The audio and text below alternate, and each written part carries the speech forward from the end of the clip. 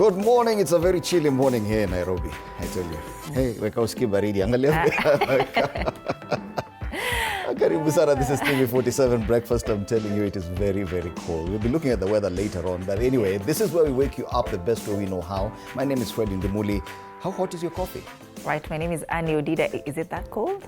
It is exactly. You should see yourself. Hata tu vile umeketi. Unajua tumezoea. Look like you're suffering. Yeah, okay. Deep down lakini tusiwaambie mambo yetu. Lakini unajua watadhani ni kama skangi. Karibu sana. It is a hump day today. Relationship Wednesday. We'll be looking at that later on. Tunaongelea swiping, matching, and then ghosting. What? You swipe, you match. I think this is online dating. You swipe, you match with someone, and then you ghost them. Hapo niko nje, sielewi hiyo yote. Swiping, matching, ghosting. App? You've never used a dating all those app? terms, never. Never, ever. Okay, right. I've not had the the urge missed opportunity. To use it. Online dating. Yeah, me too. Yeah. Oh, you haven't? Why are you getting shocked? No, I'm not shocked. I'm asking. Yeah, I haven't. You haven't? Okay. Yeah. So tell us if you have. Have you used a dating app before? Do you swipe? Do you match and then you ghost each other? You know, I hear, especially on TikTok, what is this app called? The app where people dance and sing. Yeah, TikTok. TikTok, yeah. I've seen videos on TikTok where, you know, once the conversation progresses to what's up, then they ghost each other. So they'd rather just have that conversation on the dating apps. Yeah, because after that is ghosting. Yeah. Even that whole concept of ghosting, I've never understood it. Yeah. Why ghost? Okay, anyway, we'll be having that conversation later on. Before that, of course, we'll be... I know Fred is ignoring this conversation because director is saying that Fred used Facebook during... No. Actually, there was no Facebook during my time while dating. Facebook came later. But anyway, there was email back then. There was email. Just smoke signals. Coma. We'll also be pushing forward this conversation about tea levy debate. You remember that last week we had the MP for Gatundu South, who was opposed to the tea levy. That's Gigi Kagombe on studio. Today we'll be having Willy Mutai, the CEO of the Tea Board of Kenya, here to give clarification on what exactly the tea levy is about. Stand by for that conversation coming later on. But of course, State of the Nation, big discussions today. ODM party leader insists he wants the DP position, Deputy President. And hiyo debate imekataa kuisha. Meanwhile, Uhuru Kenyatta's position in leading Azimio and trying to unite the opposition, well, it's being met by some reluctance from some quarters. That's also a big discussion. Plus, of course, the big one, Vision 2060. Are we all on board? Ama kunaendaje? We'll be having Peter Orero, MP Kibra, in studio. Fanya Mambo Kinodhi will be here, so do stand by for that debate. I know very many of our viewers do love watching Fanya Mambo Kinodhi. And Danso Mungatana, the Senator Tana River, will also be in studio starting at 6:30. So you better make a date with us at that time.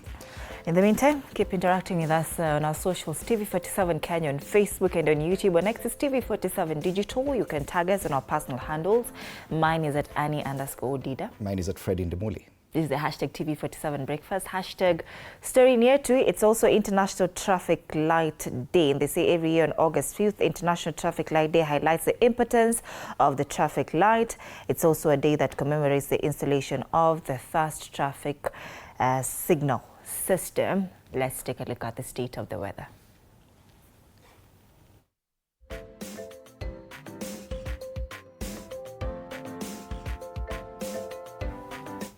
All right, like keep here, light trains expected today, 14 degrees this morning, highs of 24 degrees. It's a partly sunny day in Bungoma today, 18 degrees this morning, highs of 26. Kisii, it's raining, 16 degrees this morning, highs of 24 degrees today.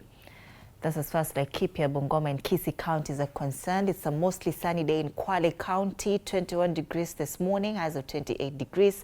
Light rains expected in Siaya, 18 degrees this morning, highs of 26 degrees. In Kiambu, it's a mostly cloudy day today, 14 degrees this morning, highs of 20 degrees, and that's the state of the weather.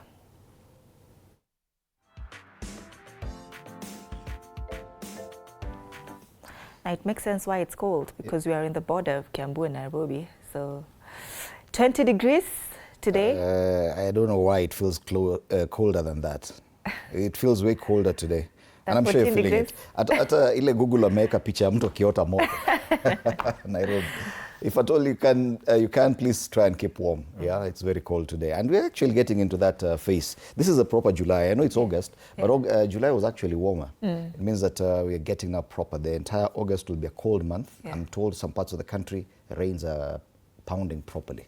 El Niño is also coming. El Niño is also coming. All right, but you're not talking about it anywhere, even on the papers. Anyway, I know it's cold, but let's get some inspiration with a quote of the day.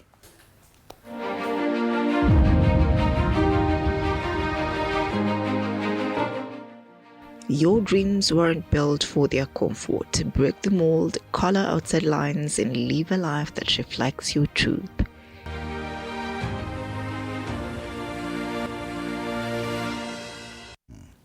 Sounds like something unaweza pata TikTok. You know, there are so many advisors who could live your life like it's your truth. Yeah. Of course, it's your truth. It's your life. Live it. Yeah. Anyway, all right. Let's come back and take a look at the dailies today.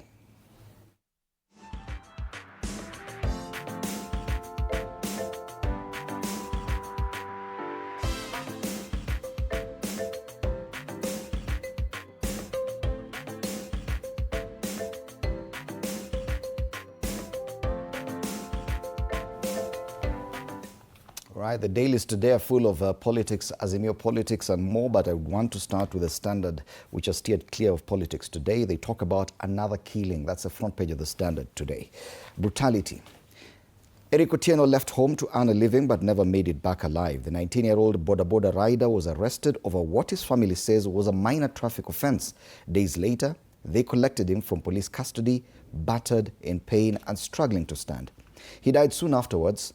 A post-mortem found he had suffered fatal internal injuries caused by blunt force trauma, making him the latest face of the country's mounting allegations of police brutality and deaths in custody. And they've also included the front page of the Standard from June 30th or June 9th last year, 2025, when it reported the death of Albert Ojwang, who also died in police custody, and the court case is still on. And then this happens again. If you read the story inside, they say that the postmortem found about 2 liters of blood inside his stomach because of the kind of beating he had received from police in custody. They were demanding for about 10,000 bob because they said they arrested him along Thika Road, and the offense was that he made a wrong turning along Thika Super Highway. And so they were demanding for about 10,000 shillings. The family was unable to raise, to raise the amount, so they beat him up to that extent. Police are denying beating him up, though. Well, what else could have happened to him? Did he beat himself up? Did he have an accident? Like we were told previously with the other case, someone hit his head on the wall until he died. We know this. You know, yeah, we've seen this before, and I think it's a trend, and people are not learning. They can see their colleagues on the dock answering to charges of murder in a similar case. Then you go ahead and do something similar. Do they ever learn? Probably they know nothing will be done to them. They'll just appear in the dock and then that's it. Very unfortunate. This is a young man just trying to fend for his family, 19 years old. You just cut off someone's life like that, senselessly. And then you expect that you're going to live your life comfortably going forward. Hata kama utaachiliwa na mkono ya justice, the long arm of the law, even if it doesn't catch up with you, something will catch up with you, even if it's karma. You just don't take someone's life like that. So that's the main story on the front page of the Standard. Other quick stories inside pages, of course, the music festivals. Nationals Kenya Music Festival enters day 3 at the Kibabii University. Some young learners are showcasing leadership and rich cultures. They have a picture there of pupils from Rockside Academy rehearsing a Gusii dance, Obokano, like in Moms, our cameraman.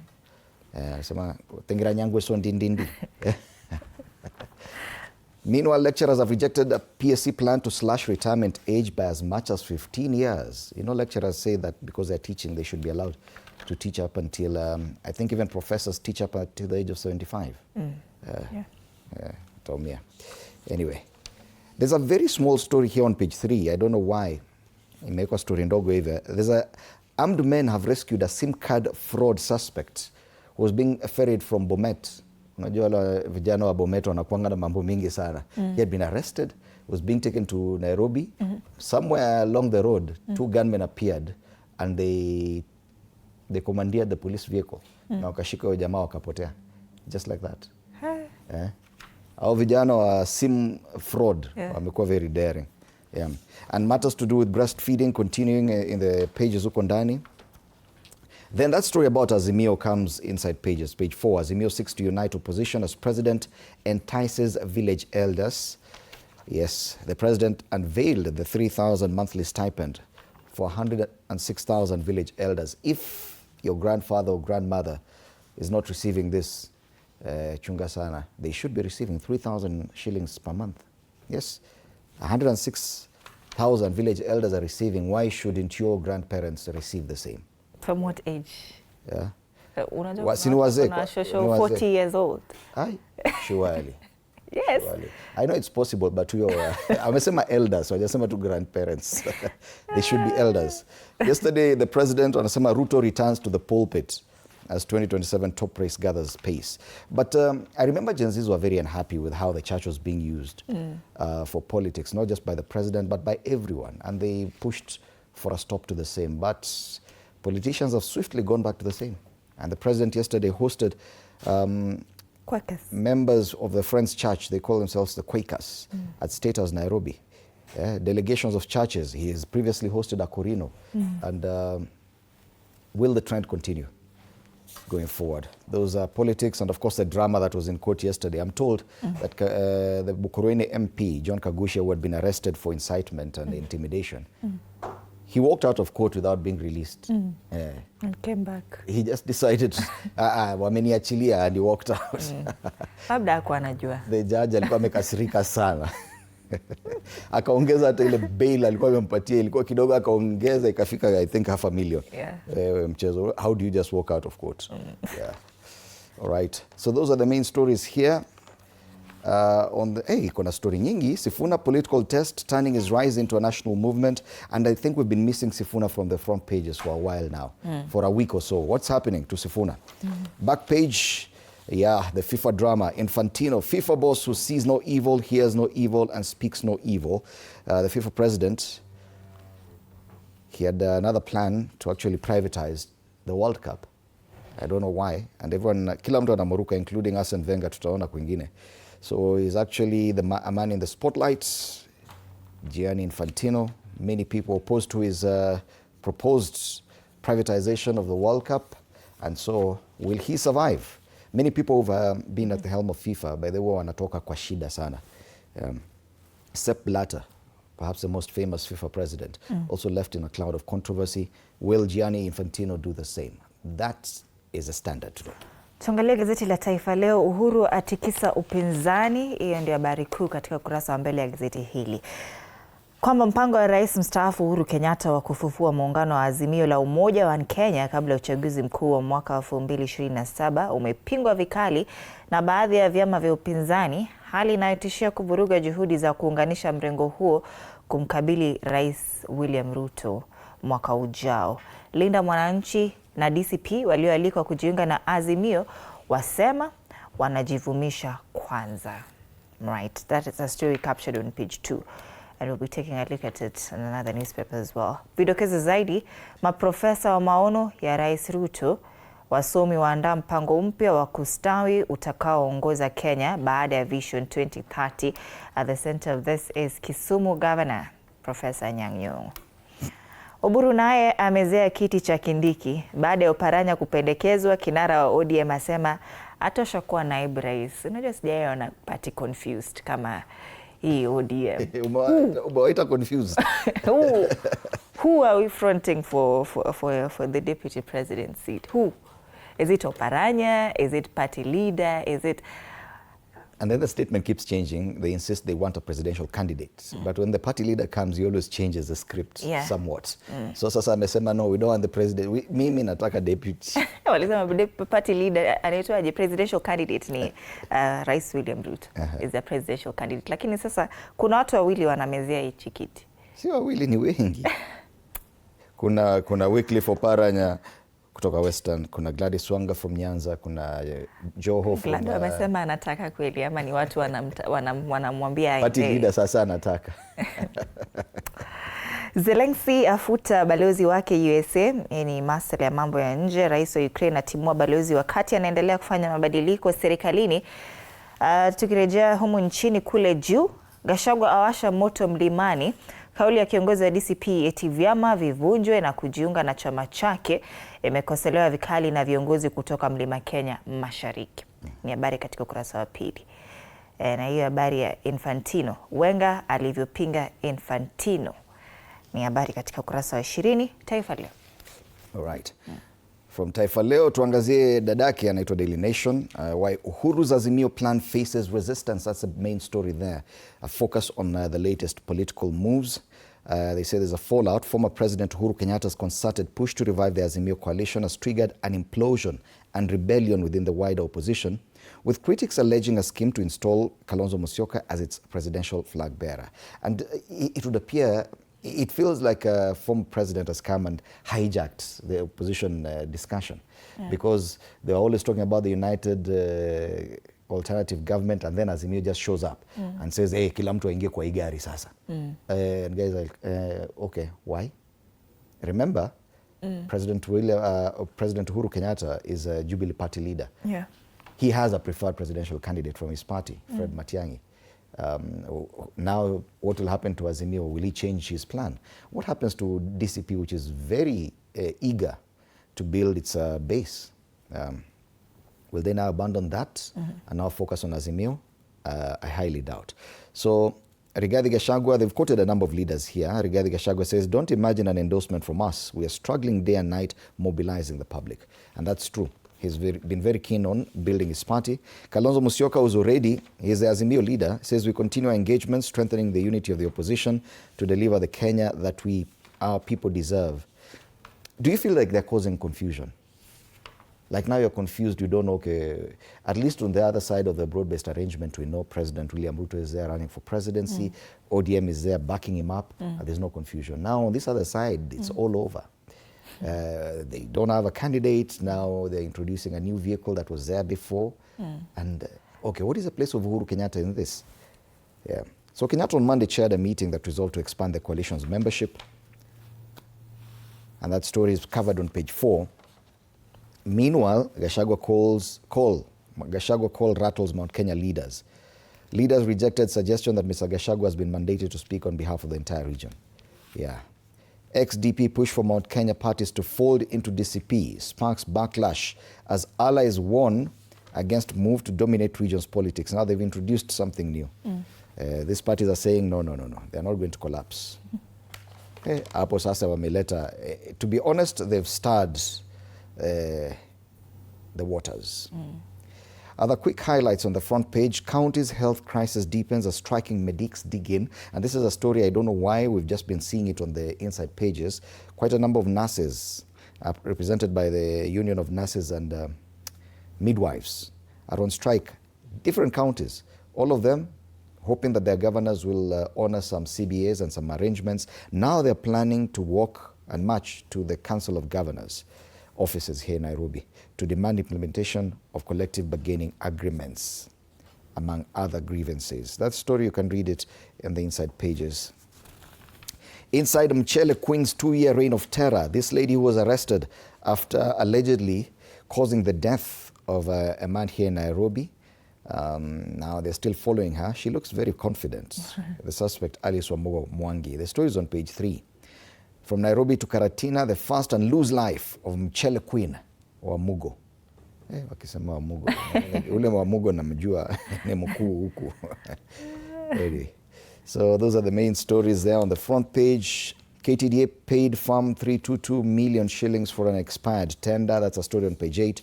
And 7 billion shilling NEC budget crisis rocks exam preparations. Remember, we're just on a break, anticipating the beginning of the third academic term this year and the national exams across board. NEC says they have a crisis of 7 billion shillings. National music festivals covered on page 2. It's something I would love to have attended, but anyway, Ni sawa tu. Inaendelea pale Kibabii University, Western Kenya. Sifuna is in the inside pages. Why fate of Linda Mwananchi lies in the hands of the registrar of political parties. They initially were told that the Linda Mwananchi name cannot be used as a name for their party, but they are hoping that could change. So wanangoja. Right. Tuende kule nyuma. Wairia's hospital current home to be auctioned over loan. That's a story on page 12. This is a story with regard to former governor of Murang'a. Assets belonging to former Murang'a Governor Mwangi wa Iria are set to go under the hammer later this month after he allegedly defaulted on an undisclosed loan, piling further pressure on the politician, who's also battling a 542.6 million graft case. Watu wanakuanga na mambo kweli. On the back page, Starlet's disastrous outing, outclassed or set up to fail? That's a question they're asking. It's an analysis of what happened to the Starlets at the WAFCON tournament in Morocco, where they lost 4-0 to Morocco, 1-0 to Senegal, and 2-0 to Algeria. Sasa wanarudi nyumbani. And that's the Daily Nation. All right, tuangalie gazeti la People Daily. Ruto governing or campaigning? It's a question they ask on page 4 and 5. They say from endless regional tours and church appearances to project launches and political messaging, Kenya appears locked in a permanent campaign 1 year before the election. Once again, this story is on page 4 and 5. 1 year before election, this started even before. Oh, I think they've been campaigning. Kitambo. Yeah. Yeah. Swali tuko na jibu tayari. It's on page 4 and 5. You can read more about it. On the top strip, why the Mount Kenya split calls have divided leaders ahead of 2027. That's another story on page 2. Inside ODM's fresh demands under the broad-based government on page 6, and party leader is there. And sema pia ya anatosha kwa deputy president. Exactly. The silent cry why Kenyan youth are the saddest in Africa. It's on page 8. Hebu tuangalie why the Kenyan youth are the saddest in Africa. It's taking time to open, but this story is on page 8. Right. Economy, not politics, is what interests Kenyan youth. So they say that young Kenyans want jobs and a vibrant economy and are less interested in politics, according to a new survey. The Africa Youth Survey 2026 also finds that young people are uncertain about the future of the country and are pessimistic about the prospects in a country where job creation is slow and financial pressures abound. Yeah, so Kenyans want... Yeah. That Kenya was ranked last in that survey among 16 African countries in confidence about economic prospects and future employment opportunities among people aged 18 to 24. Yeah. So we're ranking very poorly. And 79%, that's almost 8% of Kenyan youth believe the country's economy is headed in the wrong direction. Yeah. That's why they're sad. Yeah. Kenya wanataka kazi. Are you sad, Anne? Well, 18 to 24. Oh. 18 to 24. Well, you're not sad. You're happy. Well. At least you have a job. At least? You have a job. At least, your economic prospects are looking good. Yeah. Yeah, that's the People Daily. From the People Daily, let's take a look at the Star. Interpol, Kenyans lost 500 million shillings in SIM swap fraud. Unasikia ile story tuliongea jamaa wa SIM swap amehepa. Ameshikwa na polisi na akahepa. Yeah. Sasa, this is how much they lost. So this is a real problem on pages 4 and 5. Kuna wale vijana wanaitwa smart boys. Yeah. Sharp boys, yeah, nimeambiwa ni sharp boys. Unajua nakuanga nje hizi vitu. Sharp boys. So Kenyan SIM swap crisis, a 327% increase in SIM swap fraud reported in 2025.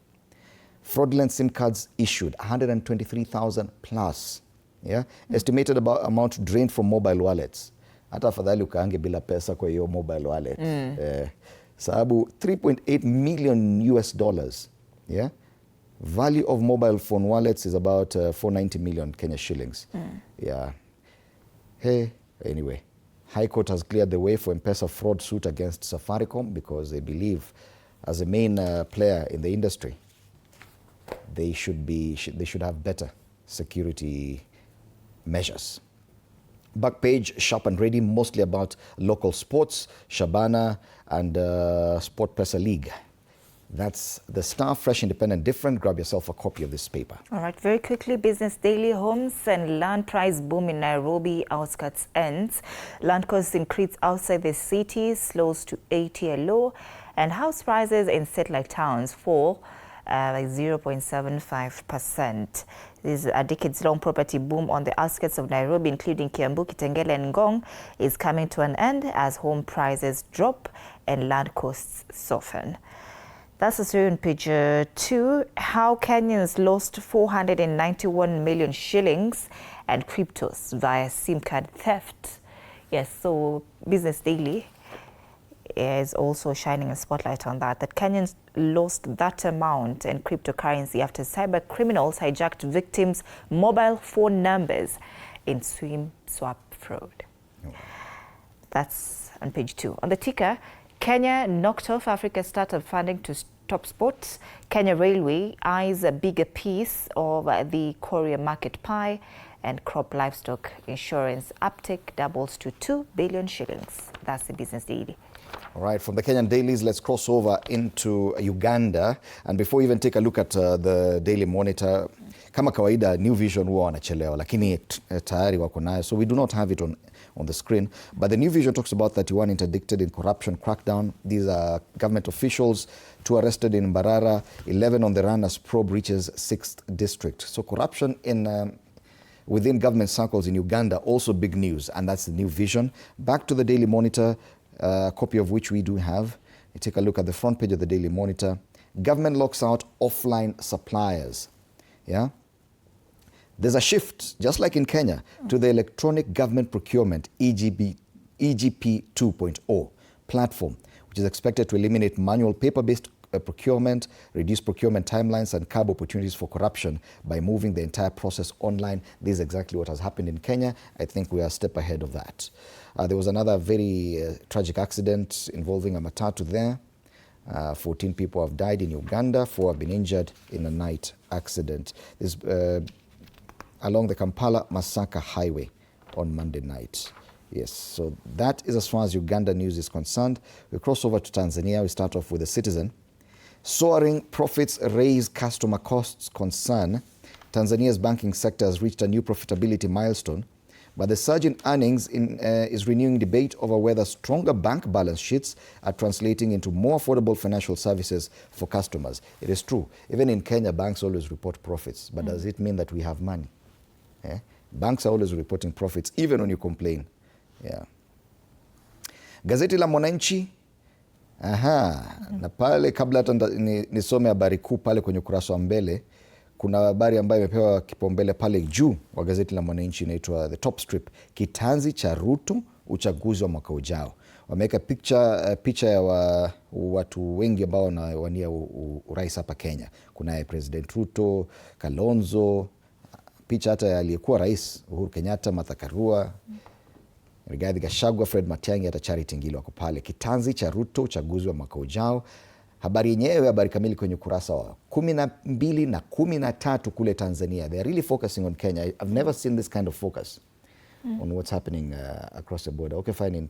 In Uganda, which was the last to have elections, we just reported he has won. That's it. Lakini habari kuu pale kwenye ukurasa wa mbele wa Mwananchi wanasema sababu 3 zaondoa wanafunzi vyuoni. Ni kwa mujibu wa ripoti za TCU. Mbali na tatizo la kufeli linaloongoza, changamoto za kiuchumi na ukosefu wa matumaini za ajira vyatajwa. Same problem as in Kenya. Economic issues, lack of any hope in the future. So they're also sad, just like Kenyan youth. Hizo ndizo habari ambazo ziko kwenye kurasa za mbele magazeti ya hapa nchini na pia kanda ya Afrika Mashariki. Turejelee nyumbani tuangazie karakacha sasa. Let's start with the one in the Daily Nation. There's a weighing scale here, and there's on one side there's justice, of course the principle that everyone should be treated equally before the law.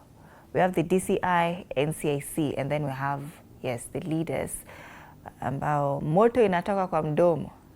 They're speaking fire. They're spitting fire. Lakini, it's talking about how there's selective enforcement of laws on hate speech and incitement.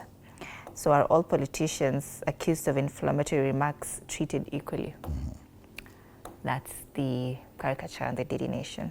The one on the Star has a caricature of the former president, retired president Uhuru Kenyatta. He's been caricatured here as a painter, and his painting is masterpiece, the Azimio, or is it master plan? So they've cancelled the masterpiece and added their master plan.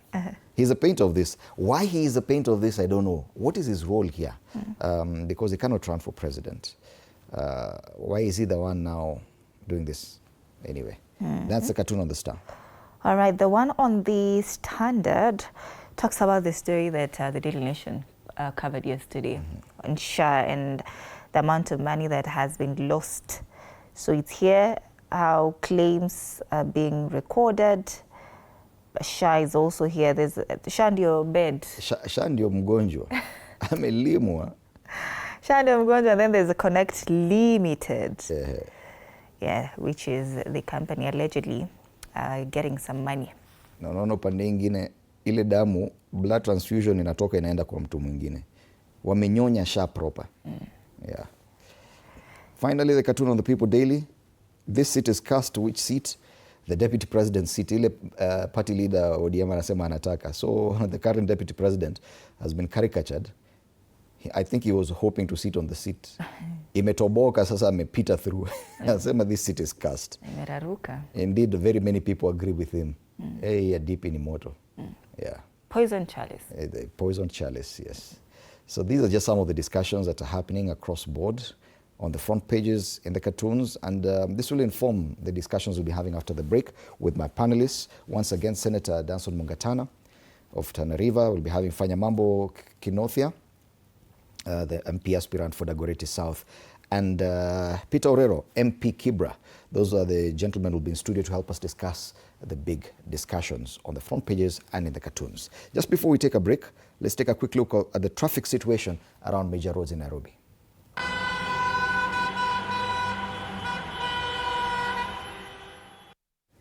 The Eastern Bypass, the entire stretch from Ruiru, Pakapale, Ruai is green on both sides, so no problem. But once you cross that Kangundo Road, then the problems begin, especially on Utawala. Very slow traffic there. Eases off once you get past Utawala as you head towards the airport. It starts building up again as you get closer to the KQ headquarters roundabout. Easing a bit after the roundabout, then building up again as you get towards Cabanas. So it's the busiest road I can see so far. That's the Eastern Bypass.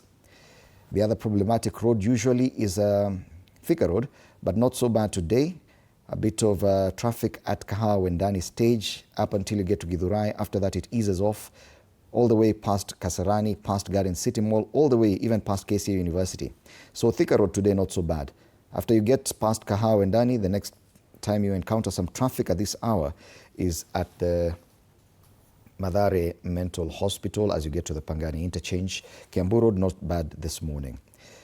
Other roads, Jogoo Road building up slowly, slow-moving traffic along Makadara and Shauri Moyo areas as you get towards the City Stadium roundabout. But once you get into town, Haile Selassie Avenue, it is very busy, especially between the Railways roundabout and the Marikiti roundabout. Both sides of the road are a dark red according to the map I'm looking at right now. So getting into the CBD, it's getting busy. Mombasa Road, nothing to report out of the ordinary all the way from the airport into the CBD. On the other side, that's Waiyaki Way. I can see a bit of traffic.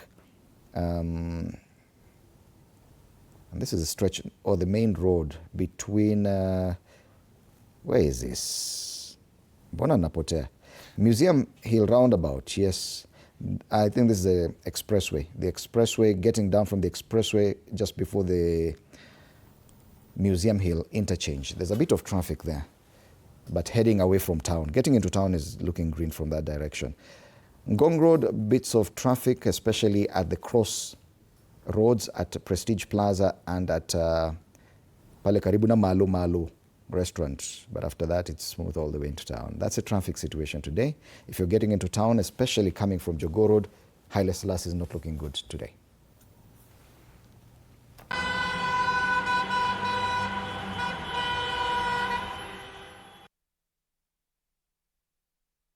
And my director is very happy that today is getting better with a traffic map.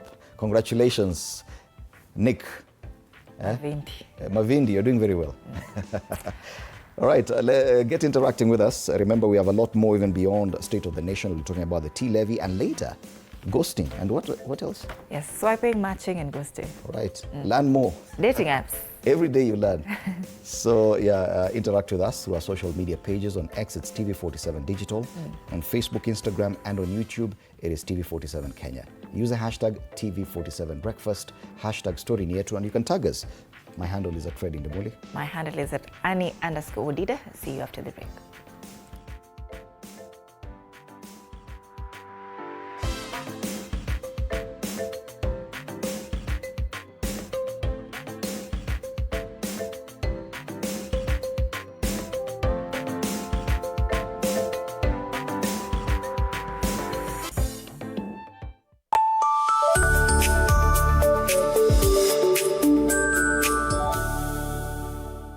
Hell is the home for travelers. I guess I forgot that. Recently, it's been more of a mirror of my own ambition. We might fail. We will probably fail, but not for a lack of trying. So for the last time, and the first time, welcome to Connect In, the best experience in Eastern Central Africa and its environment.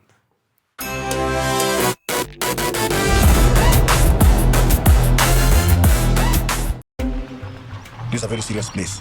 I see that. Surely. Hey, Nyumba. This is the place. Just for a few days. Rule number 2. Kwani Google inajua maisha yangu wewe? That's my seat. It's a chair. It was hers. You're new here? Yes. You learn the rhythm. This place is run by structure. Structure. It is a system. Ni venye tu ni system haisikizi. And what happens if something you haven't chosen enters your day? I remove it. That's not always going to be possible here. Then you are going to have a problem. Noted. What are you planning? To escape from a resort? This is not a resort, my friend. This is a storage.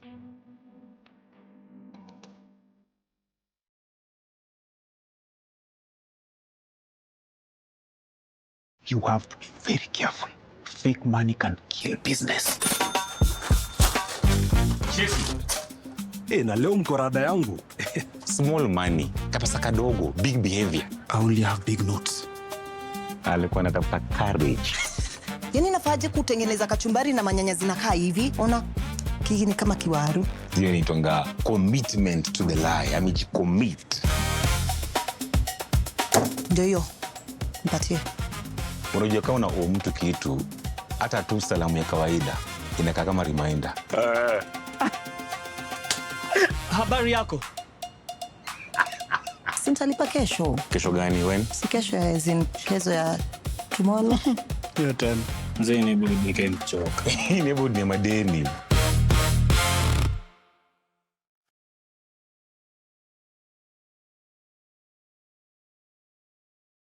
Tuesdays at 8:30 p.m. You have to be very careful.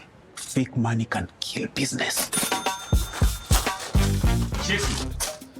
Na leo mko rada yangu. Small money, kapesa kadogo, big behavior. I only have big notes. Alikuwa anatafuta courage. Yaani nafaje kutengeneza kachumbari na manyanya zinakaa hivi? Ona kiki ni kama kiwaru. Hiyo ni tonga commitment to the lie. Amejicommit. Ndio hiyo. Nipatie. Unajua kama una mtu kitu, hata tu salamu ya kawaida inakaa kama reminder. Habari yako? Sintalipa kesho. Kesho gani when? Si kesho ya kesho ya tomorrow. Hiyo tena. Mzee ni budi nikae mchoka. Ni budi ni madeni. Tuesdays at 8:30 p.m. on TV47. Sundays at 8:30 p.m. Good morning. You have my rent? Leo jioni kama tutakuwa tumelipa rent, nauza hii simu yako. Hamna pesa. I need 3 G's to make my nails today.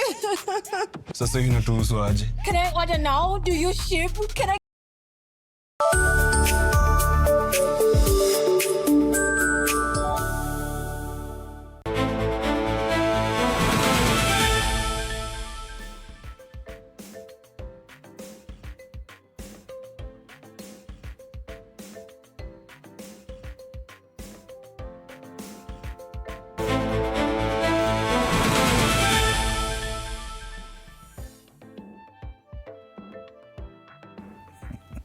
Apologies for that. Welcome back and good morning once again. This is TV47 Breakfast. Time for us to take a look at the state of the nation.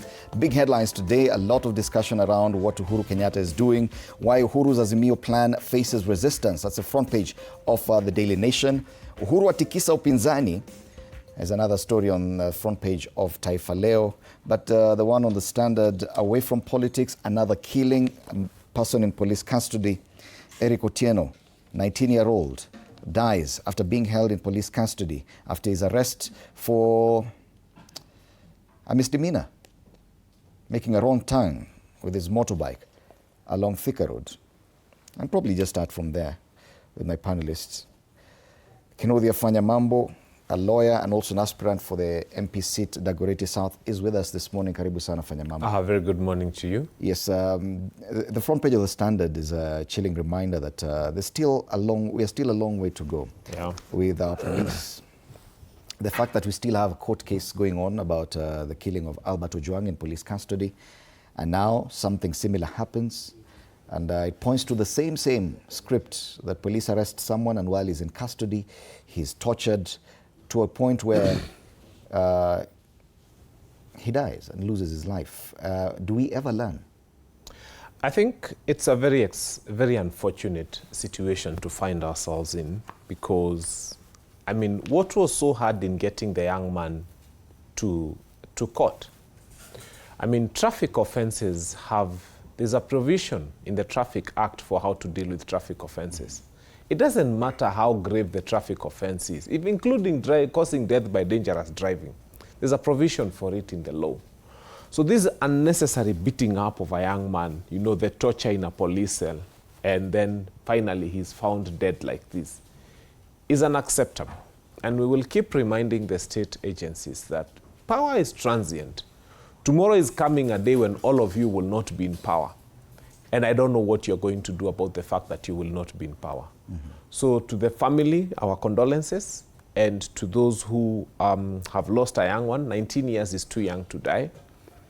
I think it just goes to remind us that the police have a long way to go in understanding that they are no longer a force but a service. Yes, and we've been discussing issues around police reforms for a very long time, for over three decades now. We are at a point where we are talking about a new vision for the country, yet very elementary, very basic things like police conduct is still an issue. Do you think we are at that level where we're talking about a new vision for the country, yet small conversations like this we're not able to handle? I don't even think that Kenya needs a new vision. The president was misplaced in telling us about a new vision. First issue it needs to tell us is, I think they first need to gazette the new police uniform. We are behind news as Kenyans.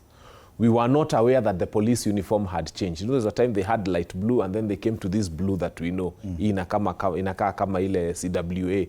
But now there is a new uniform for the police that needs to be gazetted officially. The balaclavas, the guys you saw at Royal Media the other day waiting for Kagushia to arrest him. That is the new police uniform. The only problem is that it has not been gazetted. So we want it to be gazetted so that we know that the troop number is useless. Dressing in those colors is useless. Police branded vehicles, we used to have Land Cruisers, we used to know ikona ile red, ile colors za police. Now it's no longer there. You wake up in the morning and somebody comes in a black Subaru with no number plates, you know, a blue Nissan X-Trail with number plates, the face is covered, they have a mask on, they are carrying a gun, and they tell you they're policemen. I think before we talk about big visions, let us talk about managing the country properly. I saw the other day they decided that, you know, the law and order is not going to be enforced the way it's supposed to be. If you look at yesterday's newspaper, KEMSA, they are saying 5.3 billion worth of drugs expired in government stores. Why do we need Vision 2060? Just manage our resources prudently. Let's work with what we have and do the right thing. Then we can talk about visions thereafter. But what do you make of the president's call for a national conversation? It is indeed correct, or his place as president of this country, to call for such a conversation. Is it that you're saying probably it is not timely, or what do you feel? What is your genuine opinion about discussions of a vision for a country beyond the one we have? I am happy with having a national conversation. But you saw, do you remember when the Gen Zs were being killed in Parliament? Do you remember that guy who was kneeling down and aiming at people? That guy needs to be on the table when we are having a national conversation. When we were in Olkalau, and there were guys whose faces were covered in balaclavas, those guys need to be at the table in the national conversation. When these young persons died, Albert Ojwang, in a police cell, those policemen at whose hands Albert Ojwang died need to be at that table in that national conversation. Then we can look at them in the face and ask them, what happiness do you derive from killing us? Mm-hmm. So let's not just have a national conversation where we are calling some elected leaders who come in suits and ties. What we want is those goons and the goon masters and every member of parliament who've been mentioned in the killing of our people to sit at that national dialogue table. Otherwise, we are not going to be happy to have that national dialogue. Mm-hmm. The men and women who shot at us in Wetima, they were aiming at windscreens and shooting our tires. We want them at that national dialogue table. So let William Ruto not think that we are going to just have a dialogue that is just supposed to come and camouflage and cover over things. Mm-hmm. The first person tunataka kuona kwa hiyo national dialogue table, there was a guy in parliament kneeling, holding an AK-47, aiming at young people. That is the first guy we want at that table. Okay. Critics of the president feel that this, it would appear, is the president launching his campaigns for 2027 and him needing to run the narrative or own the narrative that people are talking about. And it was very fast after his pronouncement about the Vision 2060. Very many politicians, especially those from the opposition, made a comment about it. Don't you think that probably, even if it's political, the president is finally directing the narrative and what people are talking about? The president is giving us wrong narratives, okay? Number one, how far are you with bottom up? That was your promise to Kenyans. Stop giving us something new. When you look at Obama, when he spoke about Obamacare, when he finished his first term, his conversation was about, I have delivered on my Obamacare. I have delivered on what I promised. Mm-hmm. But you cannot have a president who comes and tells you about bottom up. He comes and tells you about gas ya 300, chapati 1 million chapatis machine. He comes and gives you so many processes. He tells you about 1,000 dams. He tells you about so many things. After he's not been able to deliver on that, he comes and starts speaking about something very interesting. He decides now we are going to discuss about Singapore. He tries Singapore, it fails. Now he wants to take us to Vision 2060. Mm-hmm. We're just telling the president, the things you promised. Ukatuambia tutakuwa tunaongea na simu itakuwa inakatika kwa soko. Deliver on that. Gas ya 300, deliver on that. Machine ya 1 million chapatis, deliver on that. You know, the promises you made to Kenyans is what we want you to give us a conversation about. Mm-hmm. Nothing new. Alafu history yako ya bottom up. Kenyans had believed in you, they had believed there's going to be something called bottom up. Ukasema serikali umeunda na mama mboga. Those are the guys who are going to be at the helm of things. I think akina Mbadi ndio mama mboga. He said that his serikali yake hustlers wote watakuwa ndani. I have never even seen, so let him first keep his promise. Okay. And then now come up with a new promise. Yeah. Allow me to welcome to the panel Danson Mungatana, Dr. Danson Mungatana.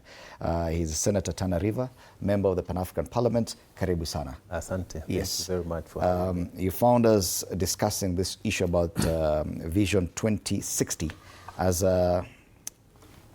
proposed to us by President William Ruto. On the front page of the People Daily, it asks the question, Ruto, is he governing or campaigning?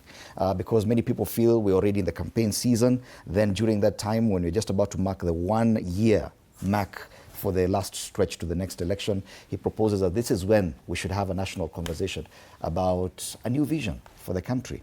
And you've been there since when the government of Mwai Kibaki worked on the Vision 2030.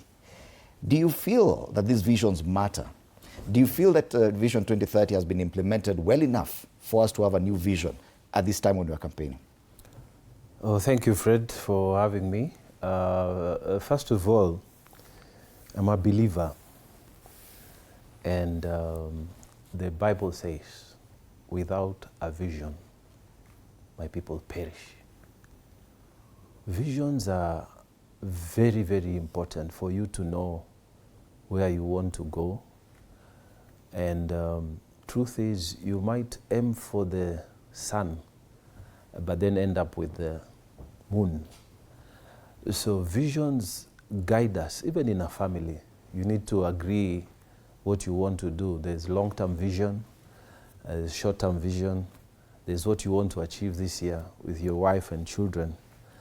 Maybe you have family companies, you have studies to do, you know, for children and so on. Visions are clear, planned, so that everybody can see where you're going. And I mean, I even personalize it. I mean, even for the children who are away from home, we still have to meet online, because nowadays we have that capacity to meet online on Sundays and talk and pray. Visions are very, very important. Now, I was very happy to see the president expounding on his plan to do the vision for us. And you see, he is the person that is in front, our representative, our chief diplomat, our chief executive. So who else is supposed to come up with that? It's him. So I'm happy that he laid it out. And what I like about this one is that the previous one that was done by Mwai Kibaki, the Vision 2030, it was done by a group of technocrats, you know, people who sat down and thought a lot of things. And, you know, one of them was Mugo Kibati. Mugo Kibati was very involved in that thing. And, you know, I remember him because he was, at some point, our school captain at Alliance High School. So a number of very bright people came together and came up with this very nice idea and gave them to the president, because he was then the CEO, and he started the work that was inherited by the next president and the current president. So I think they did a good job. They started on something, but the difference between that one and this one is that what I see the president doing, he has put very eminent professors, you know, people that we don't doubt their intellectual capacities, like Professor Nyong'o and the others. They have come up with some proposals. But these proposals, unlike the previous ones, are not going to be enacted direct from the thinking into action. They're going to be subjected to a national conversation. Okay. And that's the beauty about it, because even if you tell, people we want to go to Mombasa and you haven't discussed with them, what happens if they don't internalize it, it becomes difficult, it becomes your problem. Yes. But this national conversation, when it happens, then it becomes our responsibility. That blueprint, I believe, when it is discussed, people can shape it, reshape it, yes, and then it can take us to where we need to go. Dr. Mungetana, the question is, can this be used as a political tool? Because we are already in the campaign season. As you said, workings for the Vision 2030 started even before the 2007 election. Yes. But the implementation and the launch came in the second term of President Mwai Kibaki. Yes. It was not a conversation during electioneering campaigns. Yes. This time round, it's coming smack as we begin the electioneering year. Will this be a political tool? Will this be a campaign tool? I think for me, politics is life, life is politics. Everything we do, we live in a political environment on a daily basis. That's why for me, even after my election, I never stopped going to the countryside. Every weekend I would go unless I have to travel or to do something else.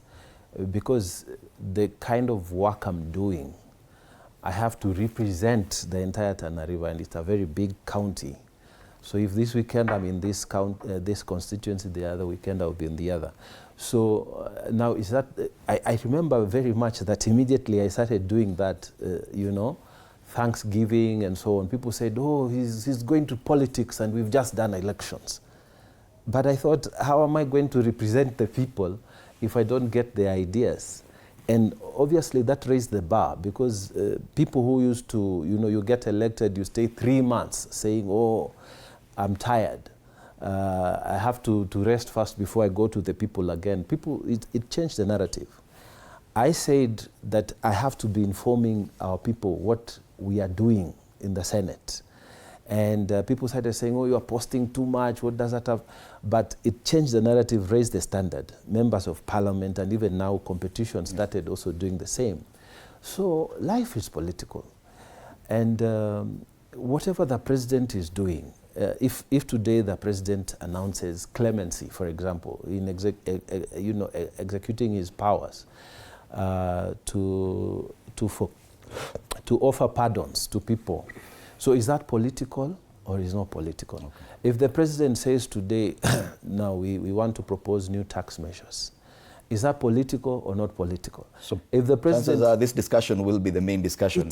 You see, from the way I see it, everything we do in my political office is political. The question then is, because this, for national conversation as the one proposed by the president beginning on 12th of this month to happen, it would have to draw Kenyans from all across the country, and including those who are opposed to this administration, because the contest is only for 2027, but the vision will remain if at all we agree on it.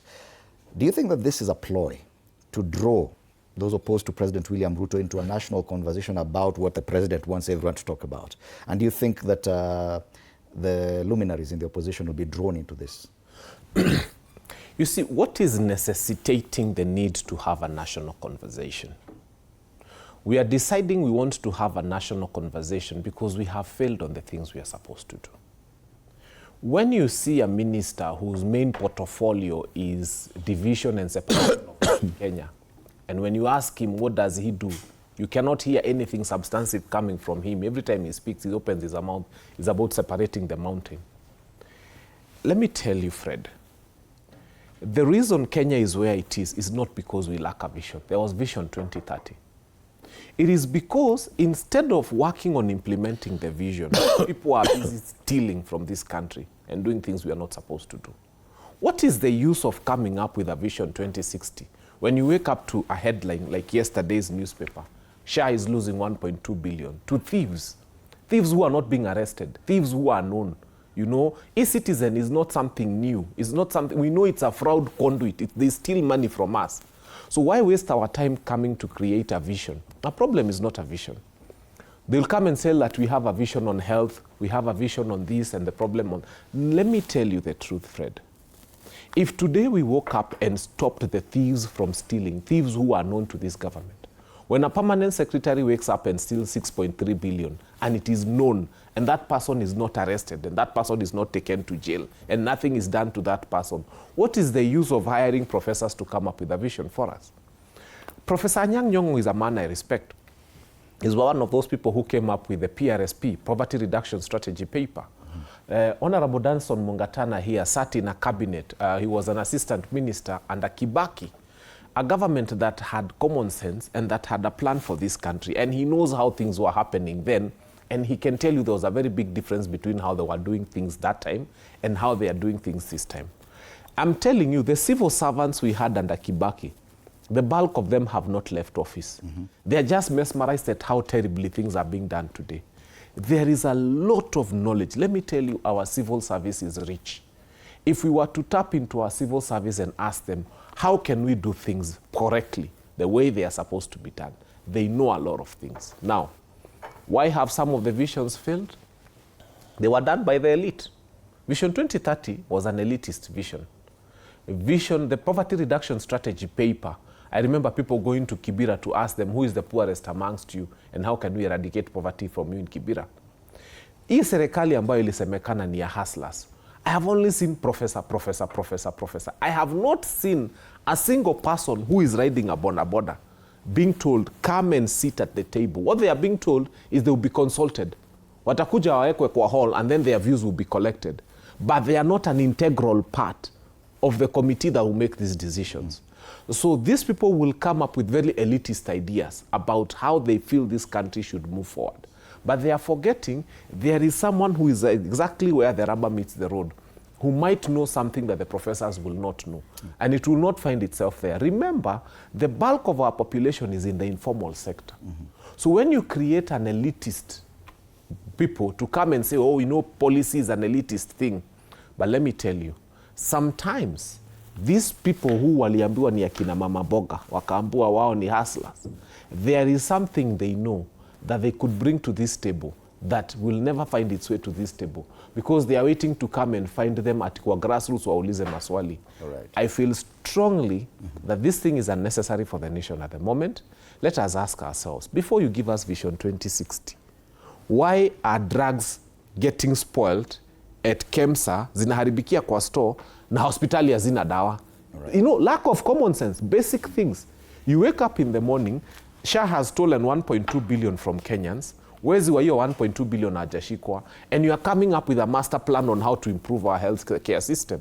It's not necessary. So the Kenya's Vision 2060 refers to emerging long-term national development framework intended to succeed Vision 2030. It aims to transform Kenya into a high-income, industrialized and globally competitive first-world economy by 2060, around there.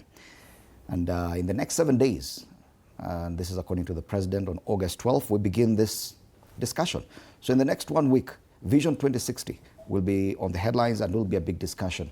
And I just wanted your comments on that briefly before we take a break. Allow us to take a break. We'll be back to continue with a lot more, including the politics that is on the front pages today.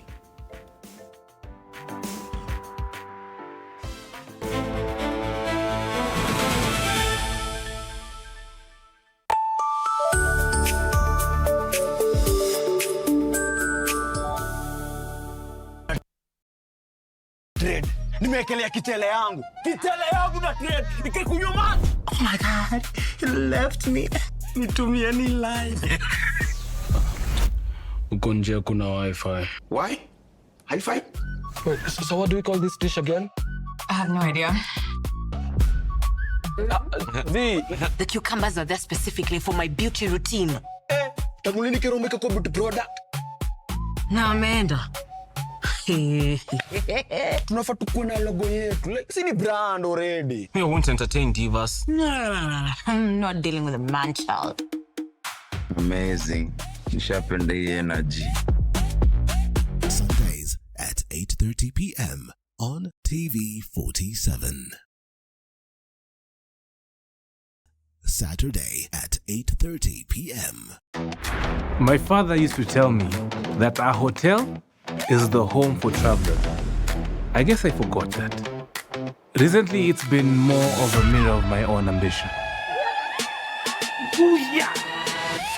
We might fail. We will probably fail, but not for a lack of trying. So for the last time, and the first time,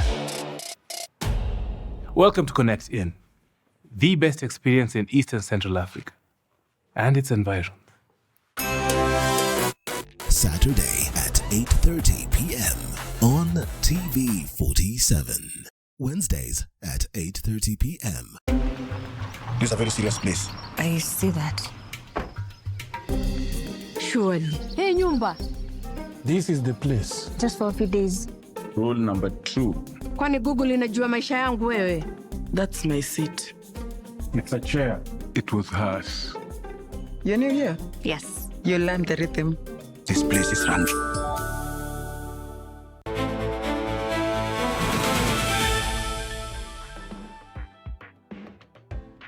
Welcome back. You're still watching TV47 Breakfast. State of the Nation. I'm still here with Fanyamambo Kinothia, MP aspirant Dagoretti South, and Danson Mungatana, the Senator, Tana River County, Dr. Danson Mungatana. And Daktari, you wanted to say something about Vision 2030 as we wrap up that conversation. Yes, just to mention this to Kenyans.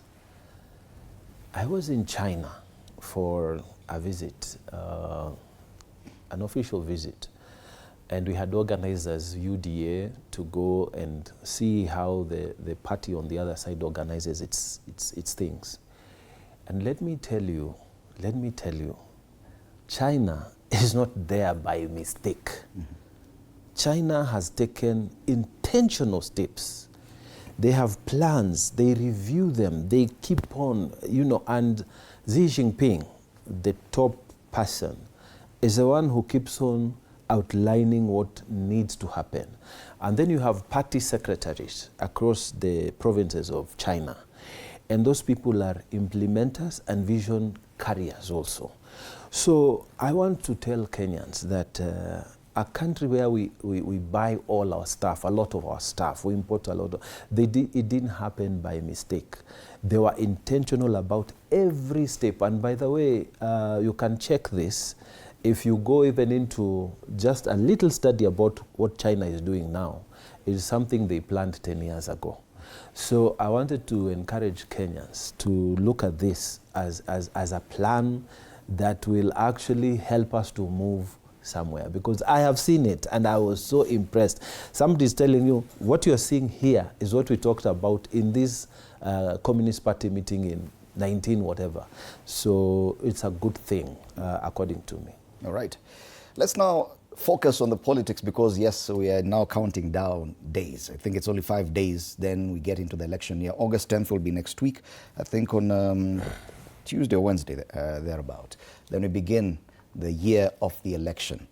Yes, and so the two headlines, one on the front page of the Daily Nation, why Uhuru's Azimio plan faces resistance. That's a big discussion this week. And Uhuru atikisa upinzani on the front page of Taifa Leo. Fanyamambo Kinodhia, your party DCP is very uncomfortable with this, with the events of the last 2-3 days. You are a member of the Azimio coalition. Yes, I was. Why the discomfort? Is it true that Uhuru Kenyatta's involvement has triggered a reluctance of what we were previously calling the unity of the United Alternative Government? Thank you. I think I'll start from where we were. I was a member of the Azimio, and I believed in Azimio, and I voted for Raila Amolo Odinga. And I did not want William Ruto to be president. I've always made that very, very, very, very clear. And I did not believe he was fit to be president. I have never believed he's fit as president. So when Raila Amolo Odinga shook hands with William Ruto, that is when I stopped supporting Azimio. And I stopped supporting the whole idea. I did not stop supporting Baba. I did not stop liking him as a person. But I told him, uko kwenye umeenda, I have a problem with where you've gone. And I have a problem with William Ruto that you want to work with. And so I removed myself from the equation without necessarily fighting him. And naturally, then definitely I left Azimio, because I felt that if Azimio and by extension our leadership is going to work with William Ruto, then I don't belong there. So I left. I would then join DCP. Now, I want to speak authoritatively as a member of DCP that the DCP position is not that we hate Azimio. In fact, the position is not that we are not going to work with Azimio. That is not the position. What happened is the meeting that was held by Uhuru Kenyatta with the people that they met was an Azimio meeting. So first is we are not members of Azimio. So if we had gone there, we would have gone there as imposters. We would have gone there into a meeting that doesn't belong to us. We were not there when it was founded. Azimio has its owners. Okay, I was there, but you see now, DCP was not there. DCP is very young. So Uhuru Kenyatta met with members of Azimio, and they were discussing issues about Azimio. Now, should we ever get an official invitation as DCP to go into an Azimio meeting, Waswahili husema mja hakatai wito, hukataa aitiwalo. Kwa hivyo sisi tutafika pale. We will listen. And with a view to seeing if it can work for us as DCP. So we do not have a problem with Azimio as an outfit. I think what will determine whether we shall work with Azimio is once we sit down, what is this that is on the table? Is there a feeling that Uhuru Kenyatta has hijacked this unity of the opposition, that he was not the one driving that conversation, but now with this revival of Azimio and him pooling quite a number of the luminaries from that side, that now he's the one who owns that conversation? Uhuru never left Azimio. He made it very clear. In fact, he was still the head of Azimio throughout. No, I'm asking about him hijacking the unity of the opposition, where not really. Everyone else is... Not really. You see, fighting Uhuru for us is counterproductive. Okay? We don't have a problem with the person of Uhuru Muigai Kenyatta, and we have no intentions to fight him. I think what he's doing is what he thinks is best for the country, from where he sits. And so he has started an initiative to bring these people together. I usually say the devil is in the detail. Should we go there and find that the details are fine, that it works for us, and that we are not being swallowed, and that it's not something that is meant to muzzle the opposition, I can tell you Rigathi Gachagua would work with them. But should we go there and find that the intentions and the motives are ill, then we would not work with them. So we don't want to cast aspersions. We don't want to kill the baby before it's even born. What we want to say is, let Azimio do their thing. Let them, because they are an outfit. We are not yet members of Azimio as DCP. And so once they have their house in order, and one day they invite us for a cup of tea, you can be sure if the terms of invitation are good, just having a cup of tea, we'll go there. We'll have a conversation with them. If we see that that thing works out in the interest of all of us and it is a good thing, then yes. If there are modifications we feel that can be made, then we can make them. Should we feel that it doesn't work for us, our party leader Rigathi Gachagua is never shy of saying what is in his heart. He's a truthful man. Ataigonga tu aseme, it doesn't work. Yeah. Senator, I know the papers suggest that this is a problem for the opposition, but just having the former president on the front pages and so much involved in politics a year to the next election doesn't sit well with UDA, doesn't sit well with this administration. What do you feel about this move? I don't think people understand. Now speaking, because I've been in this space officially from 2002, that's like 24 years in this space of political leadership. People think that it's so easy.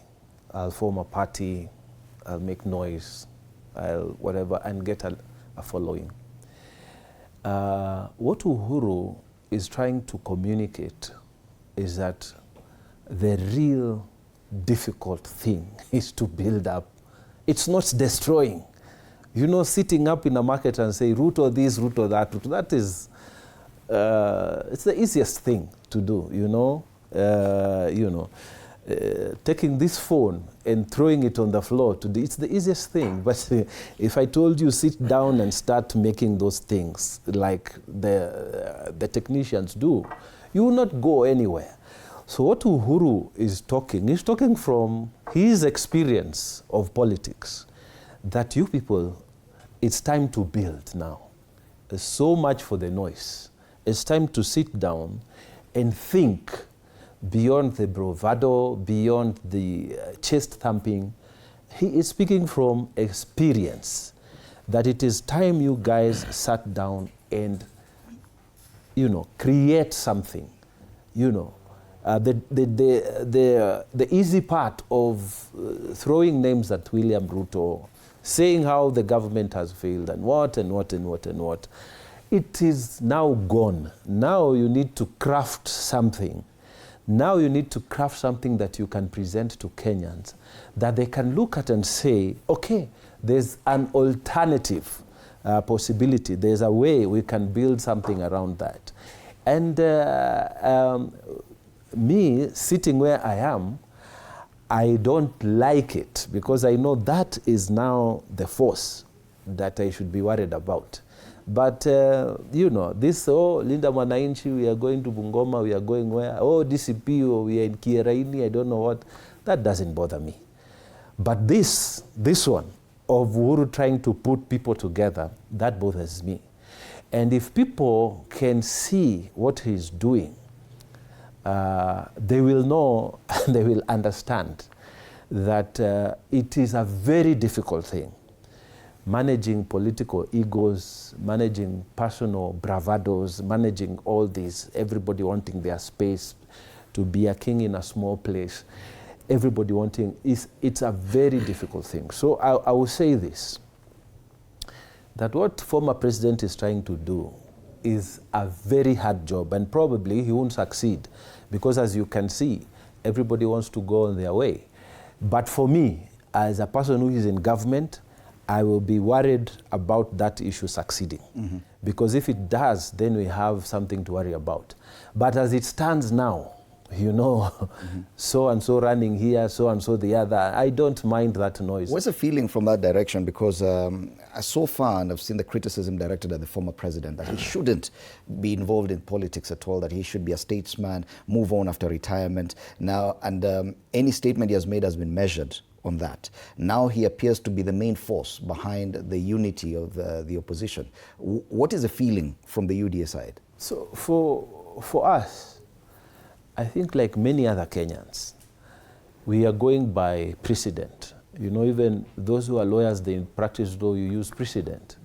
What has happened, what the decisions have been made in the past, there should be some consistency. Now, we had the first president dying in office, so we didn't experience a living president who is outside office. Then we had the second president. We, for the first time in Kenya, experienced a living president living outside office. How did he live? Quiet, only came for maybe national events, and slowly took the steps backwards to leave the stage for someone else to play. Then we had a second experience as Kenyans, where a living president was also outside office, but is a living president. Again, what is the precedent? The precedent Kenyans saw is a very respectful old man who even refused his retirement home, opted to live a quiet life, and receded into the back, and eventually, left the stage altogether. Then we have a third president, a living president, who comes out and does his things differently. And for all Kenyans, I'm not just saying in UDA, for all Kenyans it is concerning, because we are used to a different kind of scenario. But it is within his rights, you know. I actually believe that let the market forces decide, you know. In the US, there are some former presidents who decided to recede into quietness, and they are living presidents. There are some presidents who came out and decided they will do charity work. There are some presidents who decided they will do talks. And there are some presidents who actually went into active campaigning, like President Obama. Actually, the presidents who have left when they are a bit younger, they've tended to be a bit more involved still in the politics of the time. So for me, I say, let the market decide, let it play its role. If you feel that you want to... Is that a change of tune? Because a few months back, it was a very hard stance. He should not be anywhere near politics. No, I'm telling you my feelings. I don't know about what other people feel. I think you should, for me, I think you should let the market play its course. If I feel that I want to be involved, I should be involved. But again, you know, one of the main reasons why you don't want to be involved in politics is that politics will require that you get barbs. You throw barbs, you get barbs. You do this, you get reactions. You do this. So sometimes it would be like, for example, fighting Moi, a retired president, saying bad things about him, saying what. It is not... It doesn't taste nice, you know. Let the people do the things, those who are there playing. I remember, let me just give this example because it stuck with me many of my years. My father one day came to our house, came home, and he told us, you know, I'm going to take early retirement. We asked him why, and I was pretty young, but my dad loved his job and whatever. So when he came home that day and said, I need to go, we asked him why. He said, hey, you know, you people, the way we have done things, now the company has brought new people, and they are young people with degrees and masters and who are now in charge. These are people I can give birth to. I am not able to take, you know, directions and whatever. In other words, what was my dad saying?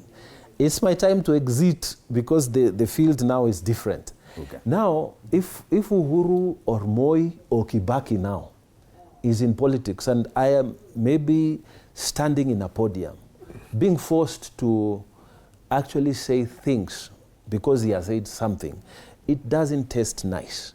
When it's time to exit, I think it's time to exit. But again, as I've said before, let the market, take its course. If he was able to take the normal jostling of politics, insults, rolling in the mud and whatever, he still wants to do that. He still has the strength. Let him be. But for me, if I was to make the choice, I think there are so many things that an ex-president can do that can help build the nation, can help build the region, can help build Africa. I mean, the African Parliament, people like, all those retired presidents, Olusegun Obasanjo, what they have done after they left Nigeria, Thabo Mbeki, Matlante of South Africa, what they have done after they left office is much bigger than what they did when they were even in office across the continent, across the region. So if I was him, I would do it differently. Take a step back.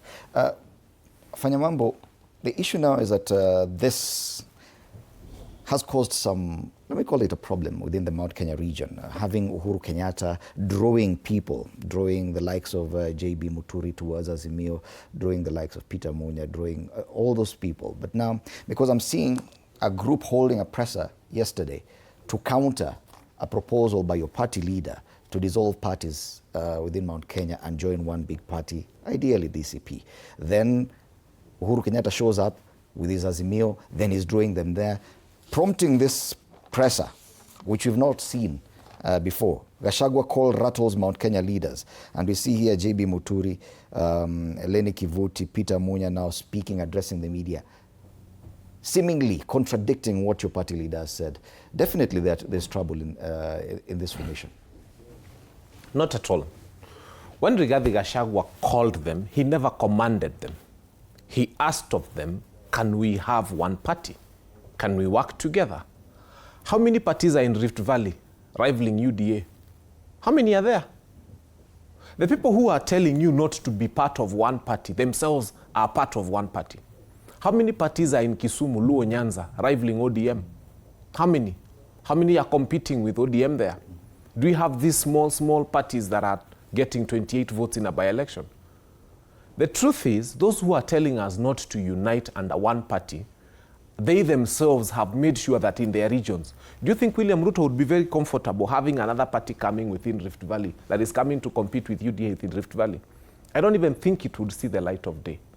But when Mount Kenya does something, it becomes a spark. Like, I hear all the time of Luhya unity, elusive Luhya unity. The Luhyas can meet 10 times in a day. But the day watu wa Mount Kenya wanakutana watu 15 somewhere, it's news. The people of Rift Valley will keep saying, there's a division between the Kipsigis and the Marakwet and the Kalenjin, the Nandi. Can we have a meeting and discuss? They can even go to Carnival and have a Kalenjin United. The day we decide we are having a Mogithi night to unite Kikuyus, it's usually a big issue.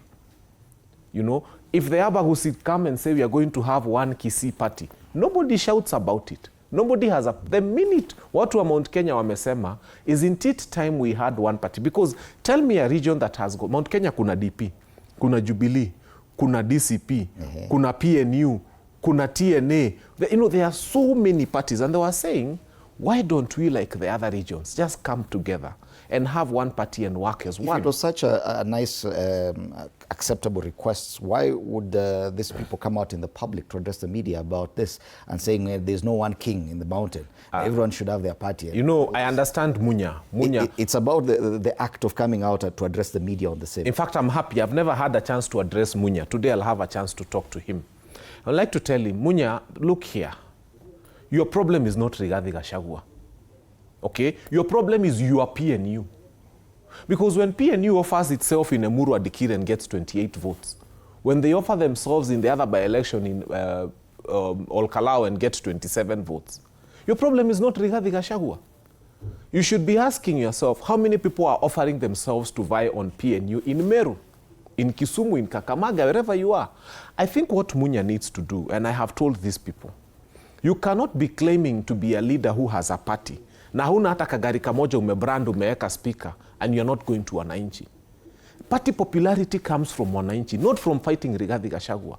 Now Rigathi Gachagua's party has become so popular in Meru. Wherever Munya goes, he sees green. And then his party PNU, I think it used to be purple. We don't remember what the color it was. And people are not wearing his colors. Rigathi Gachagua has been magnanimous. Let me tell you, as a person who's gone with him to Meru, whenever Rigathi Gachagua is going to Meru, he invites all Meru leaders. He tells them, we are coming to have an opposition rally there. Come and come with your supporters. And I can tell you, because we've done it even with Jubilee, wherever we go, even with Akina Kioni. When it's Kioni's chance to speak, he's told, as Kioni, invite your Jubilee aspirants, candidates, to hold the microphone and speak. Usually they're about 2 or 3, if there are many. And then DCP has many. So when we go to Meru and we tell Munya, come and join us, Captain Mithika Linturi has always been with us. And Mother Karua also does come with us. And anytime when we go to Meru, for example, and Mother Karua is given a chance to speak, she's always given an opportunity to introduce all her candidates there. They may not be many, but they are there. So JB Muturi also is one of us, and I would hate to fight him because we know him. And what we are telling him, next to Peter Munya, what we are telling JB Muturi is, JB Muturi, when you had a DP candidate in Mbere, we as DCP sacrificed. We pulled down our candidate. Not only did we pull our candidate, we came and campaigned for your candidate. JB Muturi, I was at your house. Okay, Rigathi Gachagua came to your place. We sat there during the night when they were being counted. We took tear gas in Mbere to deliver the DP seat to you. We did everything. In fact, Rigathi Gachagua gave his own cars that had sound. He gave his security personnel. He gave his resources. DCP candidates who are vying across the country came to DP to help him in Mbere to win that seat.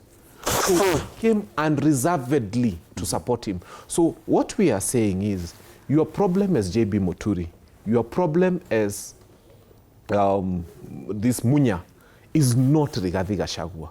Just go and look deeper within yourself and ask yourself, when was the last time you woke up, put fuel in your car, and went to market your party?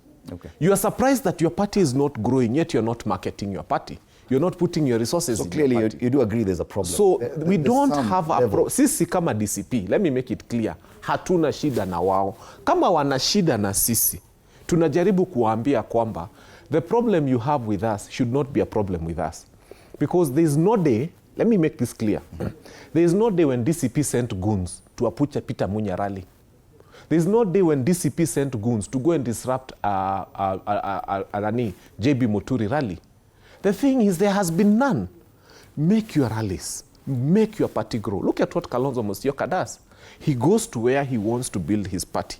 He holds rallies. He makes his party popular. Okay? UDA is doing better than them. Because UDA, in as much as I'm fighting them, hawa watu wa UDA huwa naamuka, wanaenda kumarket chama yao. Unaona wamevalisha watu yellow, wanawapatia maharagwe. They do all those things they do to popularize their party. You cannot be someone who is not working hard to popularize your party and then fight those who popularize their party. I wish they were saying that Rigathi Gachagua is a bad guy. He has sent them goons to beat them. He has interfered with their party policies. He has people, I may employ Akina Chege Majuis, who wake up every day and the only thing they do is fight Rigathi Gachagua. You ask them, surely, can't you sell your candidate without fighting Rigathi Gachagua? Okay. Yeah. So sisi hatuna shida na wao. Wao ndio wako na shida na sisi. But this is common politicking a year before election. Do you see anything off, or are we reading too much? Probably because there's too much information available for us as opposed to what was there previously.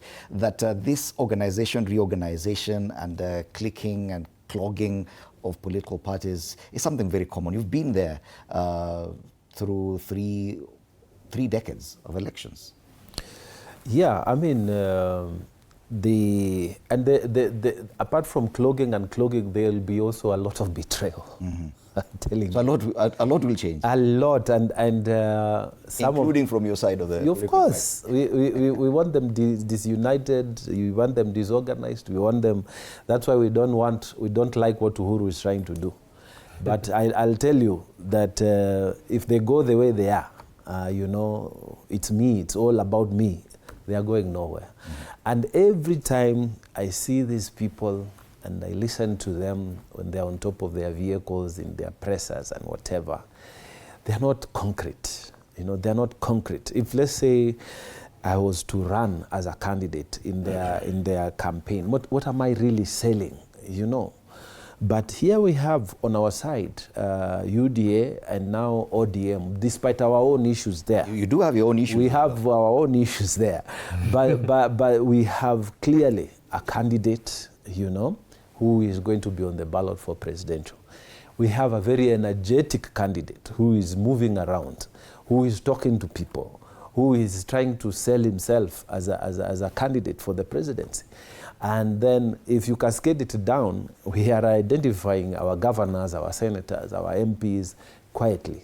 And let me tell you, it's curious that you skipped one seat. Which one? That of the deputy president. And we'll come to that, but anyway, go ahead. Yes, I skipped it. But let me just say this, that politics is organization. And these people are disorganized. And don't listen to all their noise and what. We are going to beat them so badly, they will be shocked. And then, you know, the next thing they'll say, oh, we stole the vote, or we did what, or we rigged the election, or we bribed the election officials. But they are disorganized. Just like the last election, how we beat ODM and even the president, Uhuru at that time, who was with them. They don't have agents, they don't have communication plan, they don't have things. And we are there doing our things, and we are in the opposition. And we beat them, and they were sitting in government. And this is exactly what is repeating itself. These people are so disorganized. They can't get their act together. They don't have a presidential candidate. Okay. Many places, everybody is fighting for his own MP or her own MPs, you know, her own councillors and whatever. They're looking for their own spaces. We have, you know, if today elections are held today, we know where we will go. We know what we'll do. We know our agents. We know every polling station. UDA has its people. And I can tell you for Tana River now that even, you know, from governor going downwards now, there would be the normal competition. But up there, everybody has realized if you're not working here, you're not going anywhere. Mm-hmm. And it's because of the kind of organization that is there. These people are disorganized, and we are going to beat them. Let's focus a bit on your side of the political divide. Just a moment, because you've accepted you skipped one position. Yeah. Don't you think that is a huge bone of contention, and that could actually make or break that side of the political divide as well? The issue about the deputy president, who's going to be William Ruto's running mate? As far as I know, and as far as I know, is that every time you have an election, you as a candidate must know that, and I mean, if you are married and you have children, you know that every pregnancy is a new pregnancy. And how you carry that pregnancy and every baby, how that pregnancy is delivered is a different matter for every kid. And every kid is unique in their own ways. So if you have that in mind, you know that preparation for every pregnancy is different. You know, some of your children will be born when you are working in Mombasa, when you are working in Nairobi, when you are working in other cities, or maybe even in the village. You never know. But you need to prepare for that. So if this election is to be treated as another cycle, there are choices that you need to make, okay? And there are choices like, who's going to be my running mate, okay? Now, ordinarily, it's a process that involves people sitting, people discussing, and people agreeing, okay? It's a process that will involve many people, political players, maybe in large cycles like religious and whatever. But if you ask me, you know, now, because now you want my opinion. Mm-hmm. My opinion is we have had a bad experience with the former deputy president within government. We've had a good experience with the current deputy president. And to me, a deputy president should be someone I can work with and I'm comfortable. If I was running for president myself, I would have no question, I would have no hesitation, I would have nothing like thinking twice about it. I would simply say, If it ain't broken, don't fix it. Honorable Professor Kithure Kindiki has been a very good vice president, deputy president so far. And I believe in him. And if I was to vote, if I was to be called in that committee to vote, I would vote for him. You know, I know other people are talking about it, even saying this thing should be on the table for discussions and what. I know even Honorable fellow Senator Mheshimiwa Oburu said that he is also qualified. Of course, many people are qualified for that seat. But if I was to vote today, I would vote for Kithure Kindiki. And I think that if it ain't broken, don't fix it. Do you think that will be the case come next year? If honestly feel that he will be running it. If they listen to people like us, maybe we are many, maybe we are few. But if they listen to people like us, Kithure Kindiki position should not be on the table for discussion. Let us just run the election, because even when you are expecting a baby, there are basic things, like you need to know your gyna, or you know your doctor, or availability, and which hospital to go to. So there are things that will always be the same, you know, like the hospital where you need to be. So for me, there are things that we need to have the same as we are delivering the next election, the next government. We need to have the same Professor Kindiki, the same candidate for president as well, for me. And I'm very convinced that he would do very well as a deputy president. And I don't think anybody has a problem with him as of now. Apart from those who are eyeing this. Apart from those who are eyeing this. Yes. You wanted to say something, if I remember. Yes, I think let us not be put again as opposition and told all of us are disorganized. That's not a place I want us to be put in. I told you I'm a member of the DCP party. And I don't know what it takes for you people to prove organization. Because we held a by-election where the nomination that was done in Olkalau was one of the best ever nominations done in this country. Everybody saw. You saw the level of organization. You saw how our candidates queued. You saw the polling booth. You saw how clean it was. Yani mpaka mtu akitandikwa, you can't say anything. Even those who lost only went to government because they knew they had lost fair and square. Nobody ever spoke about a process that DCP was involved in that was fraudulent. That nomination was so smooth and clean and clear that by the time people saw the votes and how the thing had happened, they had nothing else to say.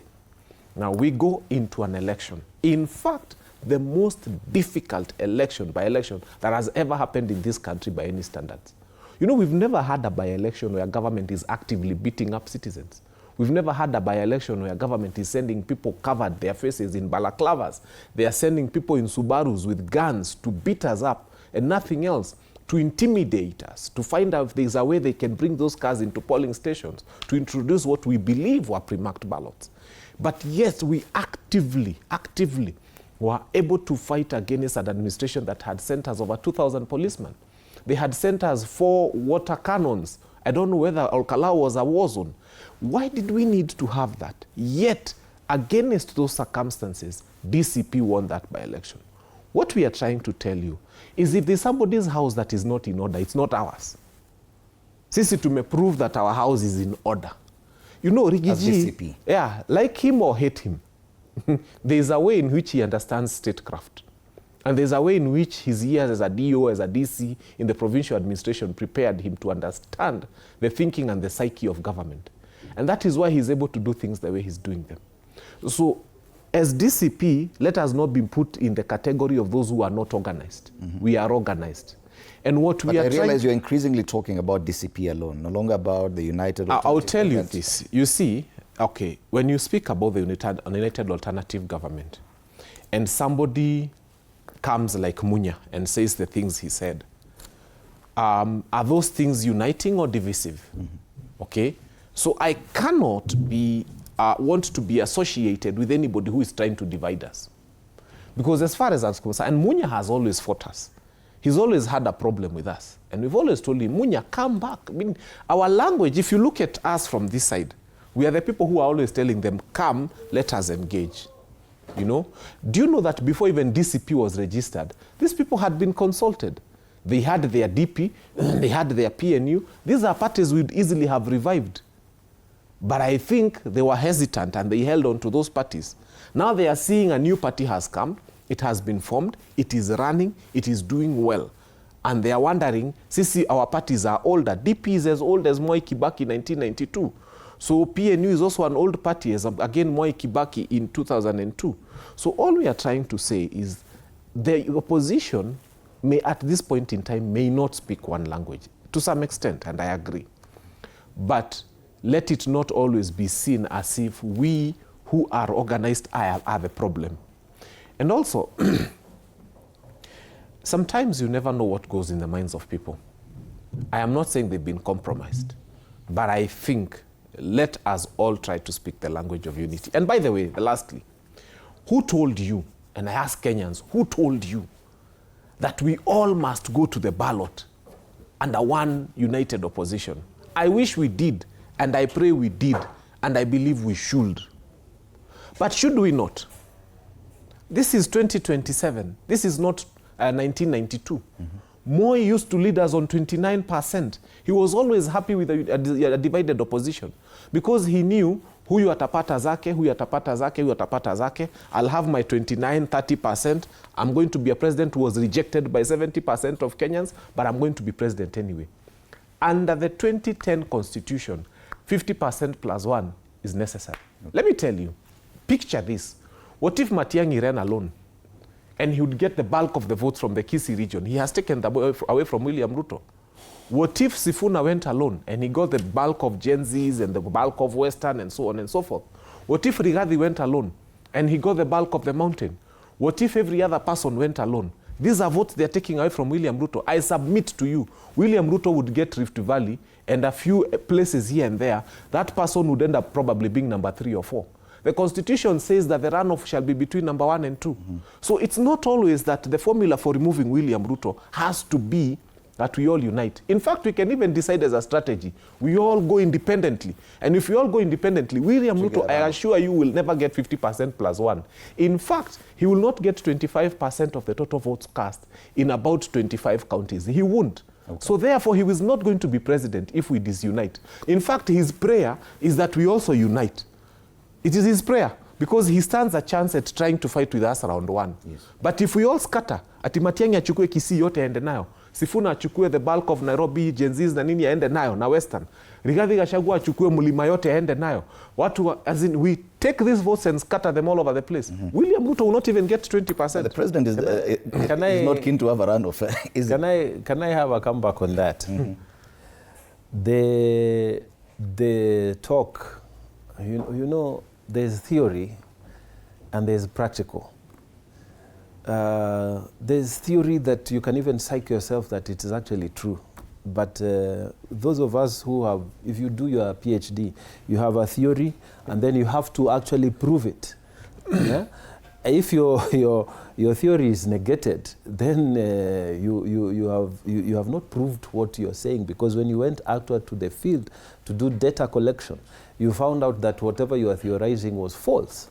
So there's theory. Oh, these ones will take this, will take this, will take this. But actually that theory is in 2 levels. There are those who say we shall divide the country and deny him first round win. Yeah, and then we will defeat him on the second round. We will unite at the second round. Now, whichever way you look at it, the president will be number 1, whichever way you look at it. And now it's just being emotionless and, you know, the statistics, you know. And I will give you, you know, that whichever way you look at it, you can take this to the bank, whether he gets 50 plus 1%, 50% plus 1, or whether we don't get it. Now, assuming we don't get it, because people have this thing, if he doesn't get it, then we are done with him. Assuming he doesn't get it, what makes you think that everybody is not on the table? You know, the same way probably the person who might not be on the table is the number 2, because number 2 is almost there, so we don't negotiate with number 2. But what is number 2 going to offer number 3 that the president can't offer? president can offer number 3, number 4, number 5 things and plans. And only if he wins. No, I'm saying he'll be number 4 in that runoff. If we have 50 plus 1, he will be number 1. Okay? And then there'll be number 2. The person you can't negotiate with is your number 2, ordinarily. Because number 2 believes that they are going to win. Yes. So you will be negotiating with number 3, number 4, and number 5.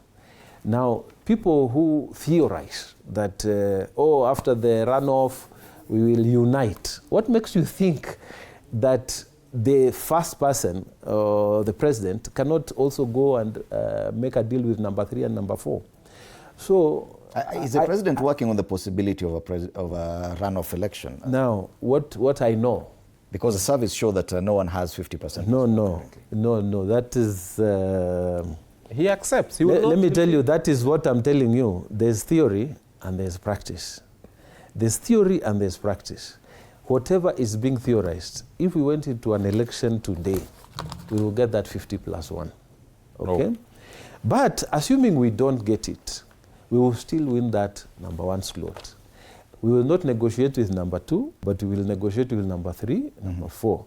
And obviously, we will offer better deals than the number 2 in that kind of scenario. But let me go back to something I said yesterday. Yesterday, we had the governor of Tana River in our committee in the Senate. And we were discussing things to do with municipal management of the county municipalities. And we have the municipality called Hola. So then one point I made that, because some things were not ready, so he's supposed to come back. One thing I made in my writing afterwards is the municipalities are supposed to be independent. The municipalities are supposed to offer certain services like garbage collection, clean environment, stormwater drainage, and stuff like that. In my writing, I talked about what they are supposed to do. Okay? Now, that is what municipalities are supposed to do, as opposed to what the county government is supposed to do. Now, the candidates who are running now for governor, I'm running for Senate, but the candidates who are running for governor, those hoping to be candidates, are not discussing these issues, about municipalities, about the debt problem, about the whatever things that they would change if they became governor. Yeah? And I'm giving you this example because a lot of people tend to think that voters are not rational. But there is a good volume of voters who are rational. And for some of us, we think that as we keep on educating our people and telling them what a governor is supposed to do, then hopefully from the candidates who are going to be there, we will get a good governor. So let's go to the presidential now. So aside from the emotions and the feelings and whatever about who should be president, there's a lot of us in Kenya now with information, in this information and technology stage, that have information. And they'll be looking, who is saying what about our roads network? Who is saying what about our education? Who is saying what about our health systems? And then make a decision. And I'll tell you, the reason why Ruto is going to win this election, one of the reasons, is that when it comes to actually delivering, actually discussing, actually planning for what is supposed to happen to this country, you hear him discussing the issues. The other side, you don't hear them discussing the issues. Right. And for that reason, I think whether in round 1 or in round 2, we are going to deliver. You have a reaction to that? Yes. First is, I'm deeply worried that Senator Dunstan Buya Mungatana, a very brilliant lawyer, prolific lawyer, then LLM in law, LLD, PhD, would support William Ruto. I have never seen a president who has killed as many young people as this one. We know what happened in 2024. We know what is happening. We are seeing the abductions. We are seeing the goons. We are seeing the lawlessness. Can I have No. I did not interfere with you. No. We are seeing a president who has killed. You can't let that one go. Look, Mungatana. You can't let that I know what he's referring to. So under his administration. Yeah, you are a lawyer. Under his watch. Danson Buya Mungatana. We have never seen such massive killing of young people. And we've not seen people going into a cell and being told they knocked their head on a police cell and they died, okay, anywhere else. This administration, and you know he keeps talking about infrastructure and delivering and roads. We are telling him, men and women who've not killed our children can build roads for us. Men and women who've not overseen abduction of our children can build roads for us. Men and women who have not overseen men in balaclavas, goons coming to beat up people in churches, can build roads for us. They keep telling us that we don't mention our agenda. It's because they don't hear clearly. Okay? When Rigathi Gachagua or Sifuna stands on a podium and speaks for 7 minutes, he doesn't say one time for 7 minutes. He comes and says, number one, our principal agenda is the respect for human life and the protection of the dignity of the life of the person. That is our first agenda. That before we talk about roads, before we talk about hospitals, before we talk about schools, we are not going to kill your children. Number two, we are not going to abduct them. Number three, we are not going to have goons throwing arrows, into a church in Kisumu, and the bishop is holding those arrows, and then we are looking at you and telling you, Rigathi Gachagua sent those goons in a church in Kisumu. We are not going to have goons stoning a motorcade that is moving at Keumbu with Akina Sifuna, and then Rigathi Gachagua will be accused for it. So we are saying that before you tell us about roads, tell us whether we are going to be alive. Before you tell us about this, a president who comes and says, wapigwe risasi ya mguu, and then Belgut MP comes and says, President, you made a mistake. Hata siyo risasi ya mguu, shoot them to kill. And people clap, and that MP is still walking free. A minister for health who comes and calls us hyenas. No, wait. Let me tell you, Fred, the problem we have with William Ruto is bigger than what people are thinking. Okay. So don't tell us about roads, don't tell us about steamer, don't tell us about electricity. When we lose our children, it becomes emotive, it becomes personal. So we are saying anybody who has not killed, anybody who has not overseen an administration that has seen these kind of things happen. When we were attacked at Wetima Church, let me tell you in Dimulu, and I'll never get tired of saying this, we gave the numbers, the troop numbers of the policemen. We put their faces online. We gave the registration of the vehicle that carried them, the name of the circle, the OCS in everybody from the beginning to the end. Nothing has ever happened to them. All Kalau, NTV did an expose. They showed who those people were. They showed the crimes they did. We buried 2 people in Olkalau. This administration is still in office. And somebody who is really, really okay wants to tell us that William Ruto is fit to be president. We are telling you William Ruto is not fit to be president. Okay. If he was fit to be president, these kind of things would not continue. We've turned Kenya into another Haiti. All right. Thank you for your Mambo. And as you react to that, because now we only have about 6 minutes for your final comments. Yes. I would also want you to comment on something that's before the Senate now that you're here. Yes. And that's the Electoral Laws Amendment Bill. Even as you make your final comment and you react to that. Yes. We've had discussions about a proposal sponsored by the majority and the minority leader in the House to probably scrap off the provisions for IBCs to stream live election results. I want you to stand on that as you make your final comment. I wish you'd bring that bill here for us to actually look at whether that is what was proposed. What I know we were voting for, actually we voted for yesterday, was the referendum bill. Mm-hmm.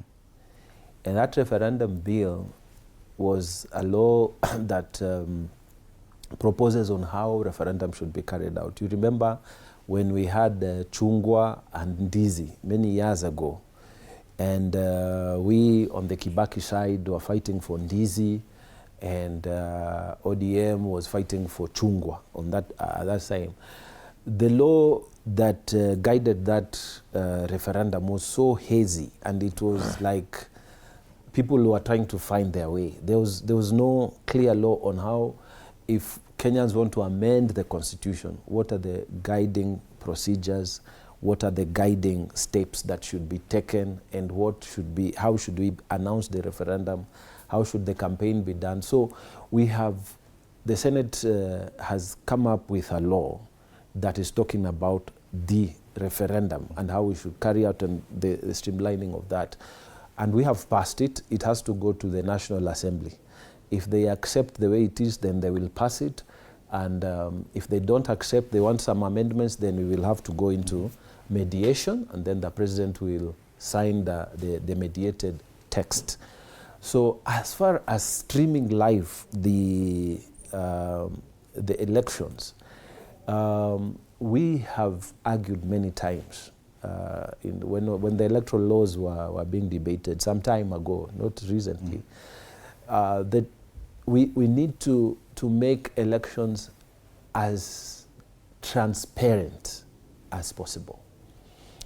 So it is a narrative that is being developed so to make it look like, you know, when you mention majority leader, that government now is trying to bring some clouding around election results. Who wants that? Who wants that? And so if at all there's such a proposal, you would not support it? I would not, because in fact, how is it going to be done? Let me ask you. The results for the presidential, the law now says that it is the constituency, you know. So if the constituency are being, you know, you're just tallying, you know, you're not counting, you're not doing anything. It's final at the polling station. It's a final say. So what is the difference? Whether we say we are going to bring it on today or tomorrow or whatever, what is the difference?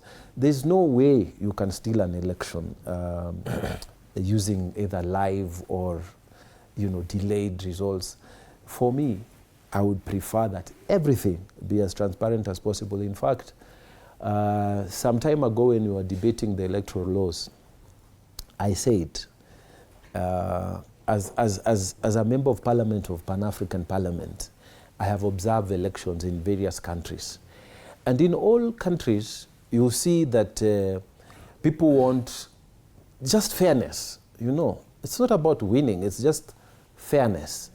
So what needs to happen, and this is part of the code that we have developed as Pan-African Parliament, and we propose to all countries that are going to have elections, that let the opposition and let the government have an equal say. In fact, let them have a say in how those elections are going to be carried, let's have like a dry run, you get? So that in our case, like Ethecon, the chair of IEBC, would invite all political parties, because the assumption is there will be political parties all over who will want to field in presidential candidates and potential independent presidential candidates. Okay. So they can come, and then that would be a public forum where he will show them, this is how the elections are going to be done. And do you have a problem with this? This is how they are going to be, you know, we are going to do, you know, public sensitization, we are going to do this, these are... Because of time, yeah. Yeah, so eventually, I think the more transparent, the better for everybody. And if there's anything like that, it cannot be coming from government, because for us, we are prepared and we will win this election free and fair. And we don't need to steal any elections. We've been there. I mean, we've been there. Like me, I have won, I've lost elections, I'm still here. It's not a matter of life and death. Right. And most of us would want to see a stable country. Part of stability is to ensure that everything is free and fair. And I know most of my colleagues in government, we are all for a free and fair election. There's nothing like underhand deals, trying to steal what is not necessary, because we are going to win anyway. Thank you so much for that. Fanyamambo, final comment about a minute and a half. I think as you they make their laws around elections and whether we are going to stream or not stream, ours is only simple. Let us have a provision against having men in balaclavas anywhere near election cycles. We don't want those guys in those Subarus. We don't want those guys in those X-Trails. We don't want people who are unidentified. We don't want people who are hiding their faces. They don't belong to this country. If you're coming to a polling station, you're either a policeman in uniform, or you are a voter, or you're an IBC agent. Yeah? Anything else is unwelcome to those polling stations. So let us make legislation around that. We don't want goons in our polling stations. And number two, Let us then have the right to protect our votes. Because if we hadn't done that in Al-Kalau, we would have been in problems. We would not have won that election. So what we want is to be assured, as he says, of a fair process, that if they are going to bring their men in balaclavas, whoever they are, those who brought, let it be known to them, you will have to kill all of us because we shall protect our votes. We will stand there, we will be firm. And I've always said, look at Al-Kalau. Hatukuchoma duka ya mtu, hatukuasha tire, hatukung'oa reli, we didn't beat up everybody, but we were firm, we were decisive, we guarded our votes. In 2027, stop saying that we shall have anarchy. We have proven to this nation that it is possible to guard your votes without burning somebody's shop, without stealing a phone, without killing somebody, without breaking anything, na bila kung'oa hata reli. And tulikuwa tumeletewa reli Al-Kalau. So in 2027, if they are going to bring us those men who are hooded and covered in their faces, we are promising them here on this show and everywhere where we are going to sit, that we shall protect our votes the same style we protected them in Al-Kalau. No violence, no burning property, no killing anybody, no fights, but we shall be firm. And nobody will steal a single vote that was cast by Kenyans. And this is the message we are sending. Wewe Mkenya mahali huko, take notes from Al-Kalau. Decide that where you are vying, nonsense will not happen. All right. And nobody will be killed, and no shop will be burned, but again, no vote will be stolen. All right, we're just counting days, 5 days exact to the 1 year mark before the next general election. That will be somewhere next week. So definitely, political talk is big headlines. Uhuru atikisa upinzani, gazeti la Taifa Leo. Asante sana Fanya Mambo Kenothia, who is a lawyer and MP aspirant for Dagoretti South, and Dr. Danson Mungatana, Senator Tana River County. Asanteni sana. Thank you for your time at TV47. Thank you. After the break, we switch gears and talk about matters T levy. There's a lot of debate around the T levy. We had one MP who was opposed to the T levy last week here, and today we'll be having Willy Mutai, the Chief Executive Officer, T-Board of Kenya, for more clarity on the same. See you after the break.